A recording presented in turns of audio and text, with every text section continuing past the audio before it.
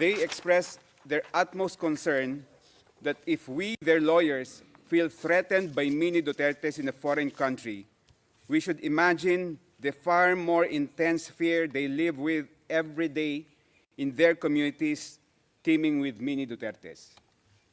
The victims also wish to convey that if the judges of this honorable chamber can be subjected to online harassment by Duterte clones, we should imagine the level of vulnerability the victims are exposed to in their poor villages. Your Honors, there is only one solution to stop the impunity propagated by Mr. Duterte from continuing to bring harm and suffering to the victims. And that is for this honorable chamber to confirm the charges so that witnesses can testify and evidence can be presented on the horrible crimes committed by Mr. Duterte. The testimonies and evidence presented will inoculate these mini Dutertes from the virus of impunity that has infected them. When they will see and hear the utter cruelty, the sheer brutality, in other words, the brazen inhumanity of the crimes committed by Mr. Duterte, and the humanity of those whose lives were violently taken, it will rekindle the embers of humanity that still remain in their hearts. Many of these mini Dutertes or Duterte clones are actually victims of massive doses of fake news widely circulated online. They need to be vaccinated with the truth, and the truth vaccine can only come from the testimonies of witness of victims and evidence presented in a trial before this court. Truth is the antidote to the virus of impunity, Your Honors. The victims dread a future where charges are not confirmed in this case. It will mean that the virus of impunity will continue to spread and infect many more. Victims fear that Duterte clones will become an even bigger group that can elect another apostle of impunity as the Philippines' next leader. If that happens, an even more serious condition of impunity can take place in the Philippines, possibly worse than the orgy of violence that happened from 2011 to 2019, and this time there will be no ICC to run to for assistance and help. The victims humbly beseech this honorable chamber to reaffirm the two crucial objectives of the ICC identified in the preamble of the Rome Statute. First, to prosecute and punish the most serious crimes that deeply shock the conscience of humanity. And second, to put an end to impunity and to contribute to the prevention of crimes of unimaginable atrocities. If this chamber confirms the charges, this court will achieve its first objective of prosecuting and, if convicted, punishing Mr. Duterte for the unspeakable crimes he is charged with. But achieving the first objective will not automatically make this court attain its second objective. Merely putting forward the evidence gathered and the theory of liability of the prosecution will not necessarily result to ending impunity and contributing to the prevention of further unimaginable crimes, which is the court's second objective. This court should allow victims to testify, and the record of the proceedings must reflect the harrowing experiences of those impacted by the crimes. They are the humanity referred to by Article 7's framework of crimes against humanity. It is the view of the victims that this court must allow them to narrate the gravity, the cruelty, and the brutality. In other words, the utter inhumanity of the crimes masterminded by Mr. Duterte, so that the people who adore and idolize him, the people who have become disciples of impunity, will see for themselves the inhumanity of the suspect. For this to happen, the charges should all be confirmed. The virus of impunity that has spread all over the Philippines is very grave and serious, Your Honors. Imagine a leader like Mr. Duterte, who proudly and publicly proclaimed his aspirations of following the footsteps of Adolf Hitler when he said, quote, "Hitler massacred 3 million Jews. Now there are 3 million drug addicts. I'd be happy to slaughter them," unquote. And yet, he is worshipped by a huge number of Filipinos. In so many countries, you will need to hide your adoration of Hitler. Mr. Duterte flaunted it, and his fanatics are unaffected by it. Mr. Duterte has pronounced so many other horrible declarations meant to promote and encourage impunity, as it will be detailed tomorrow by my colleagues. And yet, he is idolized by a multitude of Filipinos. The defense will claim that he was merely bombastic and acerbic when he made these statements. But if he were merely being pompous and flippant, the people who were killed should be alive and laughing today at his supposed pranks and stunts. Mr. Duterte did not only order the mass killing of people suspected of being drug personalities, Your Honors. He smeared them with accusations of being rapists, murderers, and dangerous criminals. Mr. Duterte imposed an inflexible condemnation that if you are a drug personality, you are automatically a dangerous criminal who has engaged in unimaginable atrocities.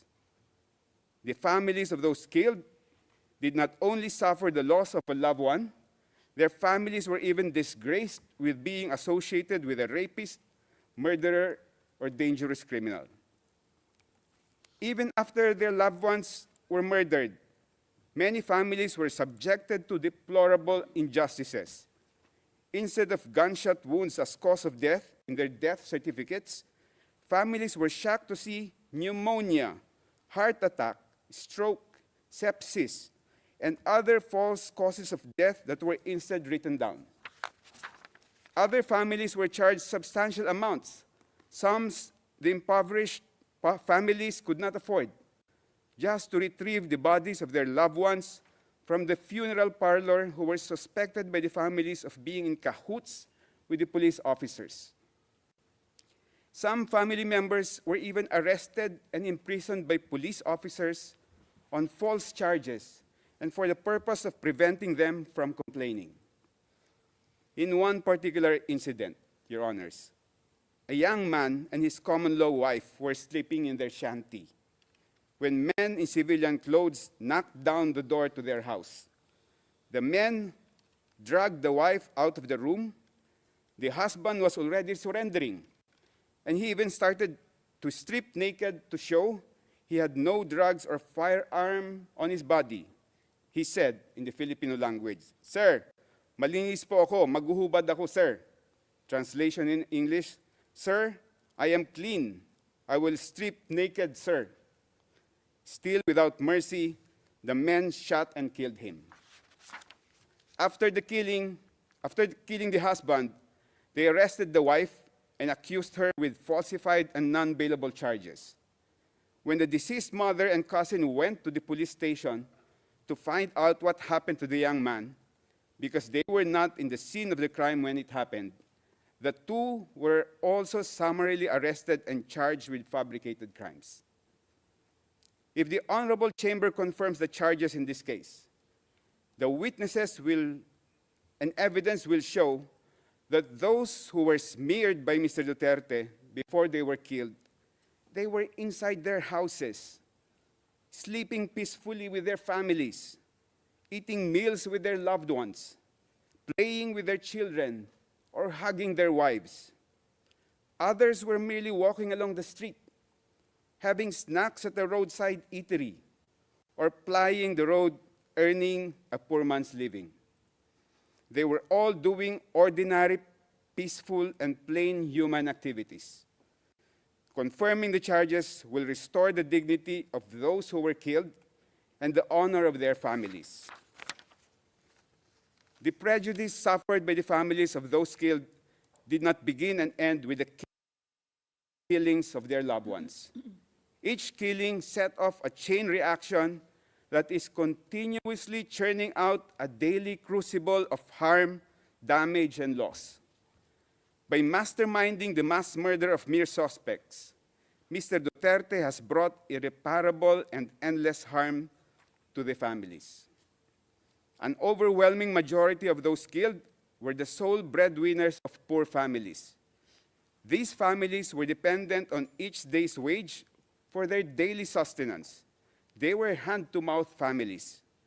With the death of their breadwinners, the widowed spouses, a majority of whom are women, have had to take on the roles of two parents.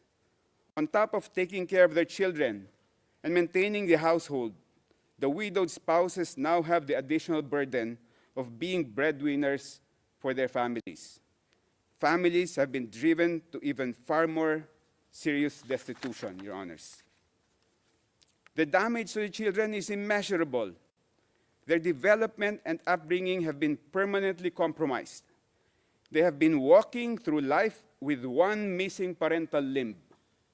Losing a parent under very dire economic conditions and under the most violent circumstances results in wounds that will never heal and that will absolutely render them handicapped for life.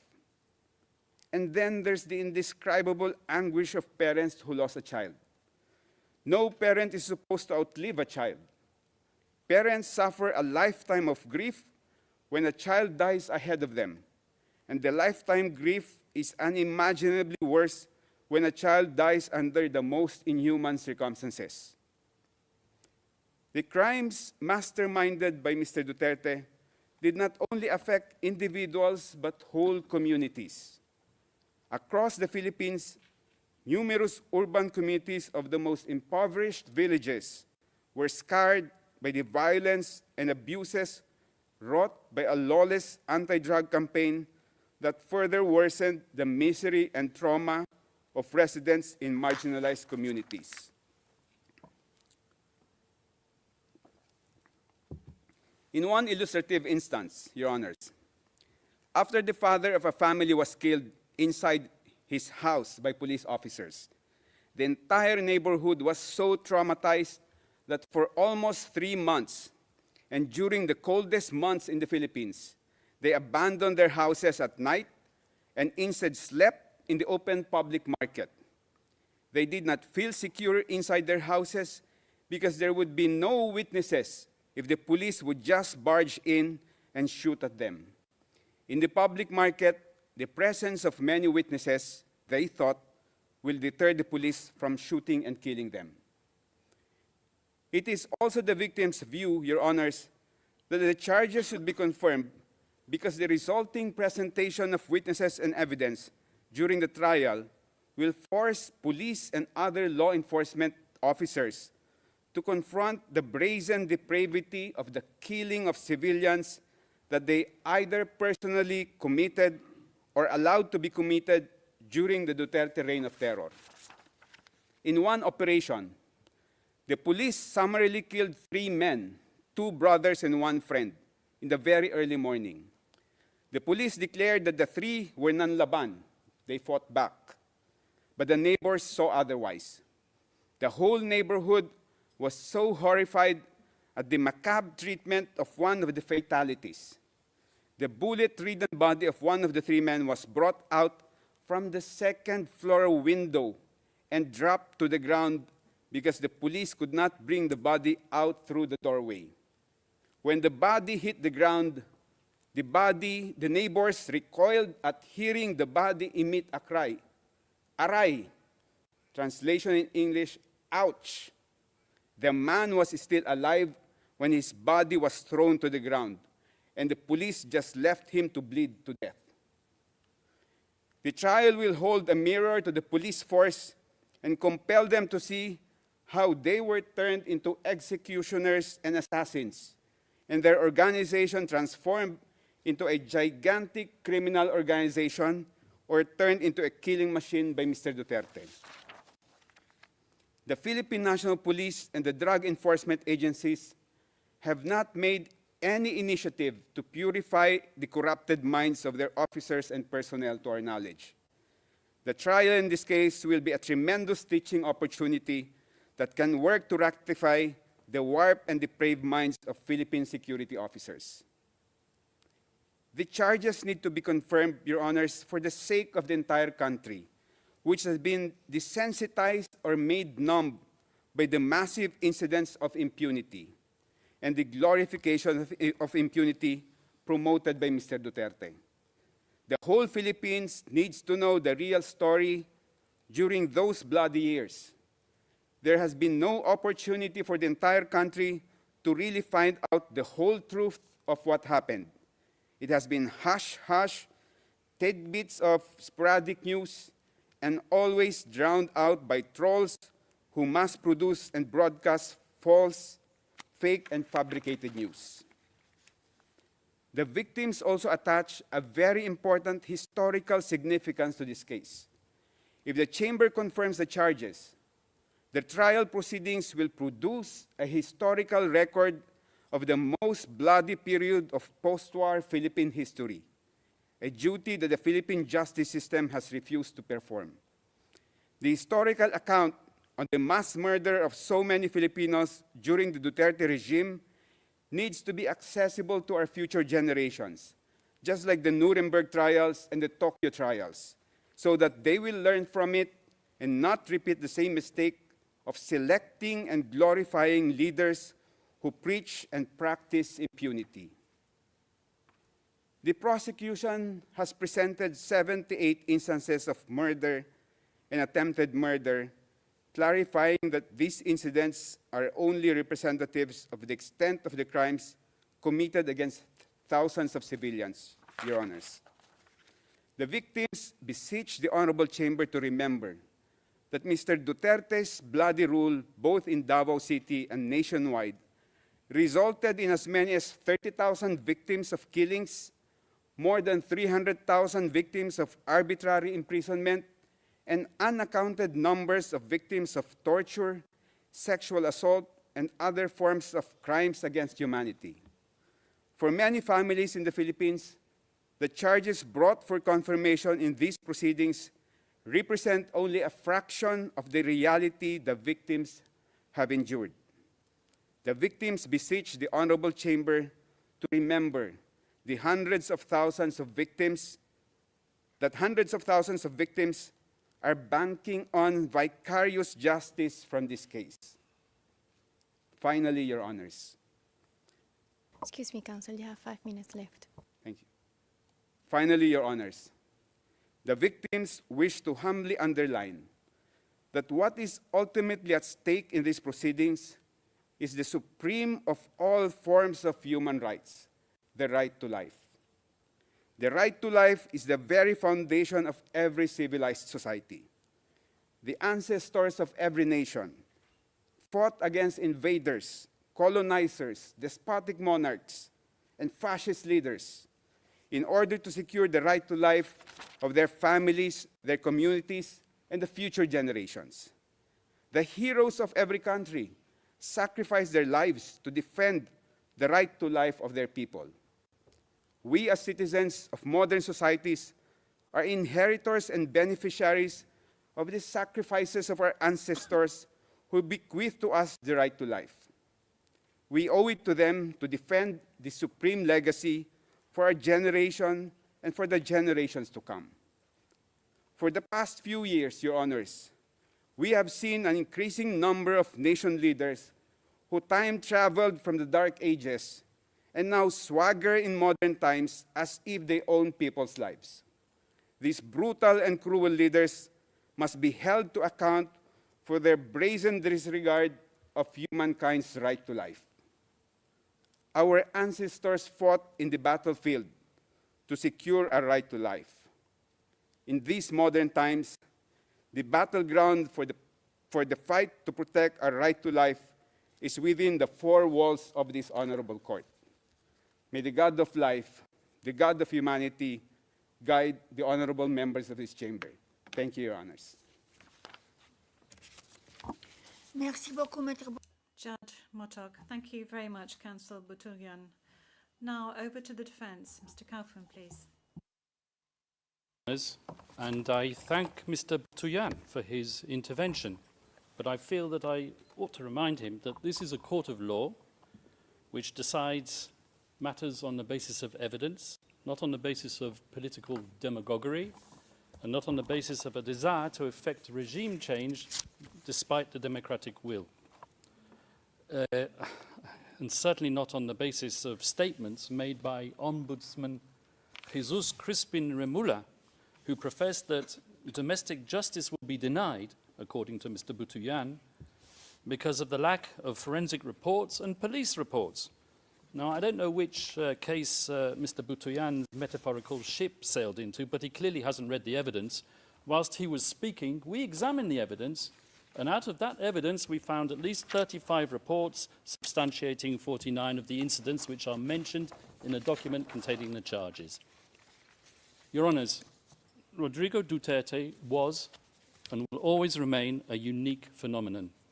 His style of statesmanship was novel and unpalatable to many. His expletives and hyperbole grated, while his honesty and wild popularity irritated. He spoke openly, from the heart, sincerely and truthfully. And what a contrast between him and his successor in the Malacanang. For President Rudy, his word was his word, and the people knew it. For President Bong Bong, his word is for the wind, and the people will not forget it. Let me remind everyone of the letter which President Ferdinand Marcos Jr. signed, it's on the screen, and in which he gave a cast-iron undertaking that his government, and I quote, will not assist the ICC in any way, shape or form. Well, as we know, he failed to keep that promise. Rodrigo Duterte was unconstitutionally hijacked and unceremoniously hauled off to The Hague. And when called upon to defend his master's actions and the said letter at a Senate committee hearing, the then Secretary for Justice, once again Mr. Jesus Crispin Remula, persisted with the same dishonest theme. And I quote his words, "We did not assist the ICC. We continue with the very tenor of the letter that we did not assist the ICC and we did not have any contact with them." So he said, but with a document emanating from the prosecution team opposite and disclosed to us a mere week ago, not as information material to the preparation of our defence, but as exonerating evidence, we can now substantiate what we have suspected for a long time. The document comprises a transcript of a telephone call covertly recorded between 4 parties who cannot be mentioned in public, and one of these parties was boasting about how he was acting as the silent partner of President BBM, managing a scheme to funnel witnesses to this court while all the time ensuring that he could guarantee President BBM's plausible deniability. So it is indeed the defence case that President Ferdinand Marcos Jr. set out to neutralise Rodrigo Duterte and his legacy. Yes, Mr. Deputy Prosecutor, I used that legendary word, neutralise, so central and so essential to your case theory, because you know just as well as me that I'm using the term metaphorically. And now I turn to the substance of the charges, but before I do, a word or two about the geopolitical context. The scourge of illegal narcotics is not unique to the Philippines. As we all know, it afflicts Latin America, where I can name 3 countries where the death rate at the hands of vigilantes and law enforcement agents per capita population is higher than it ever was under Duterte. And as you should know, and you will hear from the prosecution, at any rate, the Philippines as a country is uniquely positioned to act as a transit hub for the trafficking of narcotics emanating from the cartels in China. And with or without Duterte, so we argue, the death rate would have kept on rising. Indeed, as we will prove with statistics and reports, the death rate flowing from narcotics-related crime actually increased after Rodrigo Duterte left power. And where, I ask you, has the International Criminal Court been since? Now, a colleague of the victim's representative sitting opposite, a certain self-styled legal assistant to ICC counsel, rose up and famously stated in one of her many voluble interviews to the media that Rodrigo Duterte conducted not a war on drugs, but a war on the poor. A war on the poor, I ask you? If anything, the totally lawful Duterte campaign against illegal drugs and their suppliers took place when his administration was actively promoting some of the most important redistributive policies in years, all with the aim of alleviating poverty. Legislative reform in 2017 to reduce personal income taxes for workers, social protection expansion known as the 4Ps, designed to provide regular cash transfers to needy and multi-child families, universal health care, and need I say more, the Magna Carta of the poor, setting out the right to adequate food, decent shelter, education, and a highest standard of health. The fact that the majority of those who died as a result of drug-related crime were living in the most deprived areas is something which is endemic to every afflicted society. But can anyone seriously accuse this man, Rodrigo Duterte, who has lived such an openly frugal existence, of taking up arms against the needy? This is the man who at the age of 5 arrived in Davao to live in a modest shack where rain leaked through the roof, forcing him to crawl under the kitchen table to take shelter. This is not the man born with a silver spoon in his mouth and groomed for the presidency from childhood. This is the man who was born to a lawyer and a governor who taught him discipline, values, and respect for the people by being one of the people. This is the man who, as president himself, shunned the luxuries and the privileges of high office, and like others before him, and even those after him, he slept not in the palatial grandeur of the Malacañang, but in Spartan quarters of his bodyguard's hut. His diet consisted not of prime cuts of imported Australian beef, but of dried fish and boiled rice. A man of simple indulgences, his pleasures were to be found not on the cocktail party circuit of Forbes Park, but on coastal roads where he roamed and cruised on his motorcycle, not looking for people to kill, Mr. Prosecutor, but almost killing himself because of his love for speed. This is the man who paid and paved his way through law school, passing his bar exam in 1972, more or less on the same day as Marcos Sr.'s tanks were grinding and rolling their way through the streets after the declaration of martial law. And it was on that significant day that Rodrigo Duterte was exposed to the tyranny of oppression and the abuse of power by the elite. And he took a decision. On that day, he chose to devote himself to a life of selfless public service. As a professor at the local police academy and as a public prosecutor in Davao, Rodrigo Duterte developed a lifelong passion, some would say an enduring obsession, for law and order, something for which he unapologetically enforced throughout his time as mayor of Davao City. Not, as the prosecution say, through sowing murder and mayhem, but through winning the love, respect, and admiration of his fellow citizens. The very same citizens who continued to re-elect him time after time, term after term, on no less than 7 occasions over more than 2 decades.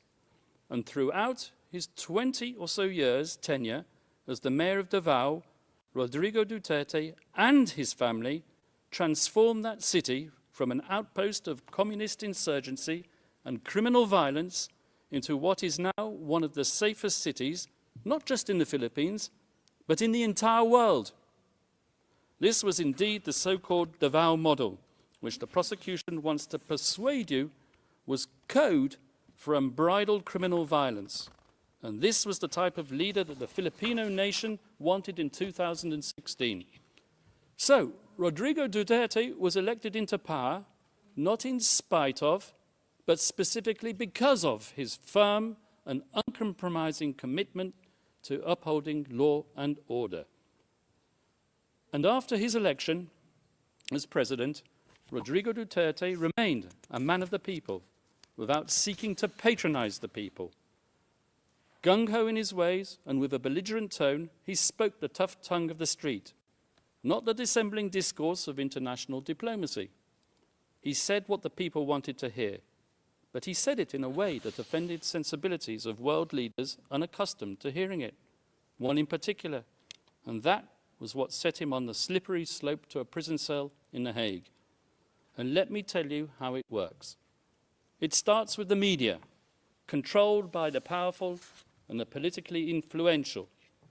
With a sensational headline and a twisted editorial slant, the moguls sell their papers while promoting the partisan agenda of their backers in power. They highlight the salacious content while ignoring the true context, because that is what captivates the reader. And so it was with Rodrigo Duterte, whose speeches were fertile fodder for his enemies and detractors. A man whose hyperbole, bluster and rhetoric, once published, became a natural target for privately funded NGOs and human rights activists, a loose collective more commonly known as civil society. These people descended upon the Philippines to advance an agenda even more lacking in objectivity than that of the media, and heavily funded by tycoons with even grander designs, they print their glossy reports, replete with iconic photographic images of grieving families and dead bodies in rain-swept, nighttime crime scenes, all dramatically illuminated with the fluorescent glow of neon. Images carefully crafted to shock the conscience and to sway the emotions, and, I may say, to be used by the prosecutor when they don't even relate to the charges. And they gave their slick reports bold titles lifted straight out of a James Bond movie, such as License to Kill, One Shot to the Head, You Can Die Any Time, or simply, They Just Kill. The photographers are feted and their shots exhibited as art all over the world, and the brave journalists who act as their sources win awards and Nobel Prizes. And slowly but surely, their narrative becomes the sacred, unchallengeable, and unshakable truth. And so the pressure builds up, and the academics who haunt the corridors of the progressive left law faculties far away in the United States tweet their research and publish their articles pontificating about crimes against humanity, systematic attacks against the civilian population, and they point their finger at one man alone, and bandy about slogans such as accountability and the prevention of impunity. They give their gratuitous advice on what should be done, sometimes academics who formerly worked alongside the prosecutor of the International Criminal Court. Communications and complaints are filed, and the rest, as they say, is history. In any event, we're not gathered here today to judge a man on the basis of his coarse attitude or his vulgar language. This court has convened a confirmation hearing to verify whether substantial grounds exist to believe that Rodrigo Duterte, the people's president, together with various so-called co-perpetrators, over the years of his governance, devised a criminal policy of wholesale and wanton murder. And since we are in a court of law, it is worth stressing, although I should not have to, cases are decided on the basis of evidence, not supposition, not rumor, not spicy gossip, and certainly not on the basis of political rhetoric and bluster. Because at the end of the day, were it not for those belligerent and controversial speeches, there would have been no impetus to bring the people's president to The Hague. And when the prosecution's evidence is examined, I would ask you to keep an open mind and to question not just whether that evidence has been selectively presented, but whether there exists evidence which the prosecution has failed to produce. And I say this with justifiable cause, particularly with respect to the Duterte rhetoric, as we will prove during the substantive part of our submissions. The notorious speeches on which the prosecution relies have been cherry-picked to suit its narrative while ignoring the many other speeches when the former president tempered his bombastic language by clear reference to the principle of lawful self-defense. We, the defense, have read as many of these speeches as we can find. In fact, in our poky little office on the top floor of the furthest building away in this complex, we have a counter which ticks and ticks. And whenever we come across a speech which contradicts the prosecution's murder theory by reference to self-defense, we give a cheer. And the counter goes up once more, and we celebrate one more nail in the coffin of the prosecution's case theory. As the statistics stand as of today, in contrast to the 20 speeches on which the prosecution relies to prove incitement to kill, we have found 35 more which say the complete opposite. Let me give you 2 examples from the very speeches that the Deputy Prosecutor himself cited today. Let's refer first of all to the famous Pietà speech, which the Deputy Prosecutor referred to. So, this is what the Deputy Prosecutor said. Those of you who are still sober, those who haven't tried illegal drugs, if you don't want to die or get hurt, don't rely on the priests, including human rights advocates. They won't be able to prevent deaths, and so it goes on. But if we look further on in the very same speech, something which maybe the Deputy Prosecutor didn't do, this is what he had to say. To our police officers and other officials, do your job, and you will have the unwavering support of the Office of the President. I will be with you all the way. Abuse your authority, and there will be hell to pay, for you will have become worse than criminality itself. Well, there you are. You have it straight in your face. PECSO, exonerating evidence within what is claimed to be the prosecution incriminating evidence. I won't take up my time by showing you the second speech, but there is one. If I have time at the end, I will show it to you. So if you add to that another 10 speeches out of the 20 speeches on which the prosecution rely in its document containing the charges, after all, we are in a court of law and we rely on evidence. And what is the evidence that's produced of these speeches? 20 of them. 10 of them, I submit, and we will show this in the substantive part of our submissions, contain exonerating evidence which support the defense case theory. In other words, if you add the 10 which we've identified in the prosecution's 20, to our total of 35, we come to 45 speeches versus 10, which we say support the use of force only in self-defense. That is 350% more speeches in favor of our defense and 354% more reasons not to confirm the charges. And you can bet your bottom dollar that at the end of today's proceedings, either the victim's self-styled legal assistant to ICC counsel or a prosecution intern will be tasked with scouring the web, looking for the means to prove Kaufman wrong. And I will declare it, and I'll declare it loudly and clearly, as if the prosecution didn't know it already. It's not enough to state that since the former president made those extremely inflammatory statements and deaths occurred, that he must, as a matter of course, be criminally responsible for those fatalities. At this stage of the proceedings, the prosecution needs to show substantial grounds to believe that the former president actually desired and foresaw that people would be killed as a result of his incendiary language. For the prosecution to assert that Rodrigo Duterte hoped for deaths to occur or was recklessly indifferent as to whether deaths would occur, which he was not, that's insufficient. So once more for the record, Rodrigo Duterte's language was aimed not at suspected drug pushers as the prosecution would have it, but directly at those poisoning society with their substances, and not, I stress, with lethal intent. His rhetoric was calculated to arouse fear and obedience, to instill fear in their hearts, and to inculcate a respect for the law in their minds. Nothing more, nothing less. That was his intent, and it was not criminal. And as many of these drug pushers demanded to enter prison, I remember seeing the images on the television, lining up to surrender and to enter prison. Now, I challenge my colleagues opposite to prove otherwise, because as we all know, in a criminal process, the burden of proof is on the prosecution. They brought this case and they need to prove it. Rodrigo Duterte need not convince the world of anything, and that is to his fortunate advantage given his current medical condition. He stands behind his legacy resolutely, and he maintains his innocence absolutely.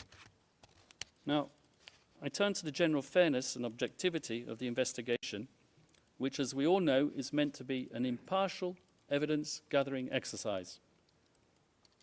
As an ex-prosecutor myself, I'm used to investigating agencies pursuing all reasonable lines of inquiry, assimilating all testimonies, and digesting all documentation and forensic evidence, recommending who to target for prosecution, but not so with this prosecution.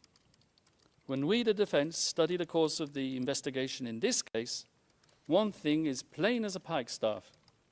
The chief prosecutor of this court, Mr. Karim Khan, not only failed miserably to carry out his duties under the Rome Statute, requiring him to examine exonerating circumstances as well as incriminating, but he single-handedly contaminated it, so we alleged, by pursuing a one-track crusade with a view to a predetermined objective. Let me explain. Although the ICC officially authorized an investigation into the so-called Philippines situation in late 2021, it was deferred a few months later back to the Philippines for the official investigation to resume only in late 2023. But the real meat of the investigation into Count 1, relating to the activities of that fictitious construct, the Davao Death Squad, had effectively started way before then, with the sole objective of nailing Rodrigo Duterte. Indeed, all the way back in 2018, during its so-called preliminary examination, the prosecution had an individual who will be referred to as P1, handed to them on a silver platter. This P1 had been interviewed at an earlier date by none other than Chief Prosecutor Karim Khan, in his former capacity as a private lawyer, and the self-professed legal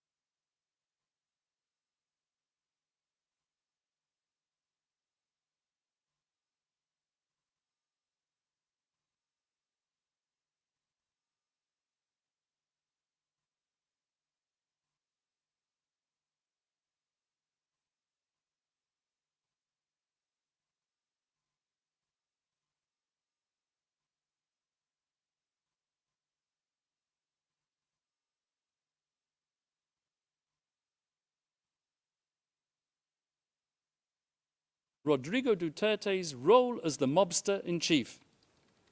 The same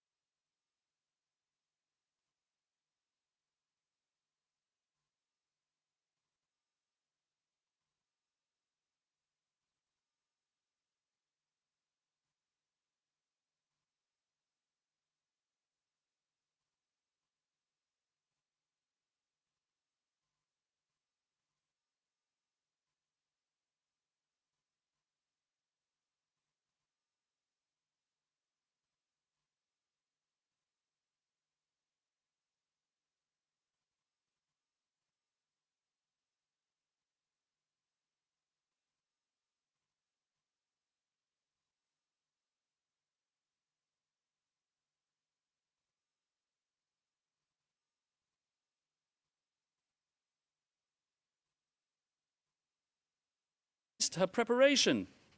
And what was this information with which Karim Khan had helpfully provided her? A book on which the prosecution relies as evidence. A trashy, scurrilous item of pulp fiction entitled Duterte Harry. Your Honours, the picture on the front cover of that book says it all. It really does scream objectivity, doesn't it? I say that sarcastically, of course.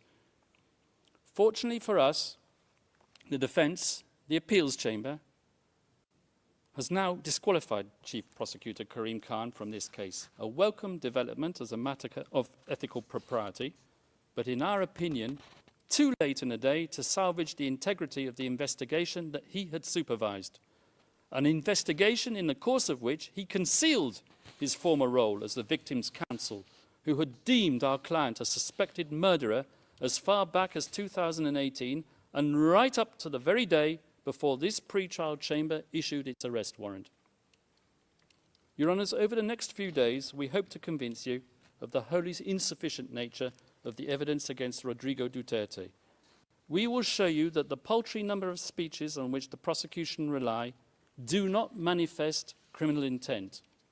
We will also convince you that as hard as they tried, the prosecution's investigators couldn't get even one of its criminal cooperating witnesses, whose reliability is next to zero, to admit that they heard the former president, Rodrigo Duterte, give an order to kill at any time relevant to the charges, or with respect to any of the incidents. And we hope that when you conclude your deliberations, Your Honours, that you will dismiss these grievously misplaced and politically motivated charges. We will ask you to send Rodrigo Duterte back to his family, and we will ask you to give back to the Filipino people their Tatay Digong. Thank you, Your Honours. The presiding judge. Thank you very much, Mr. Kaufman. We shall now suspend. This is the end of initial statements, and this is the end of this morning's hearings. We will take a 90-minute break and resume at 2 in the afternoon. Thank you very much.